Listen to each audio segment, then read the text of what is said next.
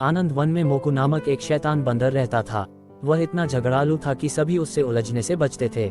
वह इस कारण अपने आप पर और इतराने लगा। एक दिन मोकू जंगल में खाने की खोज में इधर उधर भटक रहा था, तभी उसकी नजर एक विशाल आम के पेड़ पर पड़ी। उस पर पीले रंग के छोटे छोटे फूल खिले थे, हरे हरे आम के केरी के गुच्छे भी लटक रहे थे। स्वीटी कोयल उसकी एक डाल पर बैठकर मधुर आवाज में गाना गा रही थी। मोकू ने मन ही मन सोचा, अरे वाह, यह आम का पेड़ तो कुछ दिनों में फलों से भर जाएगा, तो क्यों न यहीं अपना बसेरा बनाया जाए। वह फौरन उछलकर पेड़ पर चढ़ गया और स्वीटी पर लगभग चिल्लाता हुआ बोला, बंद करो गाना बजाना, आज से यह पेड़ मेरा घर है, भागो यहाँ से। स्वीटी हकलाते हुए बोली, लेकिन मोकू भैया, पहले तो मैं यहाँ आई थी। स्वीटी के ऐसा बोलते ही मोकू ने उसे गुस्से से घूरा और कहा, दिखाओ जरा अपना घोंसला। मैं तो जानता हूँ तुम खुद अपने अंडे कोए के घोंसले में देती हो। बड़ी यारी, मुझसे बहस करने वाली। मोकू के मुंह से ऐसी बातें सुनकर स्वीटी बहुत दुखी हुई और वह रोते हुए दूसरे पेड़ पर चली गई। तभी पास के अमरूद के पेड़ पर रहने वाली चिंटू गिलहरी बोली, मोकू, तुम्हें स्वीटी से ऐसे नहीं कहना चाहिए था। हम सभी में कोई ना कोई कमी तो होती ही है, साथ ही कुछ अच्छे गुण भी तो होते हैं। हम में से कोई स्वीटी जैसा गा सकता है भला। लेकिन मोकू के कान में जू तक न रेंगी। वह उल्टा चिंटू पर बरस पड़ा, तुम मुझे मत समझाओ, ये पेड़ अब से मेरा है और इसके फल भी। चिंटू मुस्कुरा कर बोला, विनाश काले विपरीत बुद्धि।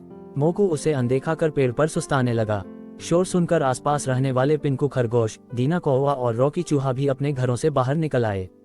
छोड़ो चिंटू, कीचड़ में पत्थर फेंकने पर छींटे हमारे ऊपर ही पड़ते हैं। रॉकी ने कहा, सो तो है, चलो अपना अपना काम करें। चिंटू भी बोला, तो सभी अपने अपने घर चले गए।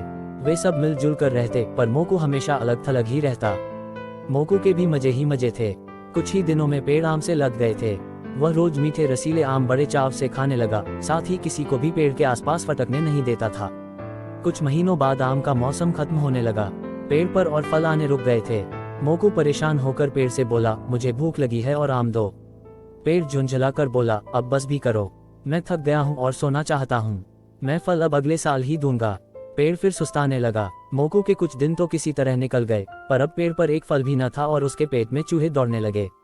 उसने देखा पास के सेब, संतरे और नाशपाती के पेड़ फलों से लदे थे। दूर बेलों पर हरे और काले अंगूर भी दिख रहे थे। मोकू के मुंह में पानी भर आया। रॉकी, चिंटू और स्वीटी मजे से एक पेड़ से दूसरे पेड़ पर आ जा रहे थे और उनके फल कुतर कुतर के खा रहे थे। मोकू को पहली बार अपने कहे पर पछतावा हो रहा था। हाय, मैंने एक पेड़ पर हक जमाकर बहुत बड़ी गलती कर दी। लेकिन अभी भी उसका घमंड आगे आ रहा था। वह किसी भी हालत में झुकने को तैयार नहीं था। मोकू एक दिन हिम्मत करके संतरे के पेड़ के नीचे पहुंचा। उसमें रहने वाले सभी पक्षी और पिंकू खरगोश तन के खड़े हो गए। सबको एक साथ देखकर मोकू थोड़ा घबराया, पर आदत के अनुसार रोब से बोला, मुझे भूख लगी है, इसलिए संतरे खाने हैं। झट से पिंकू बोला, भूल गए तुम्हारी बातें, इस पेड़ में तो हम रहते हैं, तो ये पेड़ और फल भी हमारे हुए। हम तुम्हें भला क्यों दें। संतरे और सेब के पेड़ों ने भी हामी भरी, तो मोकू इतना सा मुंह लेकर वापस अपने पेड़ के नीचे आ गया। कल मैं दूसरे वन जाऊंगा, मोकू सोचने लगा। तभी किसी ने उसे बुलाया। वह चौंक कर इधर उधर देखने लगा। अचानक उसकी नजर चिंटू पर पड़ी। उसके हाथों में ढेर सारे फल थे। चिंटू बोला, लो खाओ मोकू, ये मैंने तुम्हारे लिए ही लिए हैं। तुम बड़े कमजोर लग रहे हो। मोकू ने गौर से देखा। चिंटू के चेहरे पर किसी प्रकार का व्यंग्य न था। वह सहज तरीके से मुस्कुरा रहा था। मोकू ने चिंटू को गले लगाया और अपने किए की माफी मांगी। देखते ही देखते रॉकी, पिंकू, स्वीटी सभी उसे घेर कर खड़े हो गए। सभी उसे मित्र बनाने के लिए आतुर थे। मोकू भी जान गया कि मिलजुल कर रहने में ही भलाई है। ऐसे ही वीडियो के लिए मुझे सब्सक्राइब करें।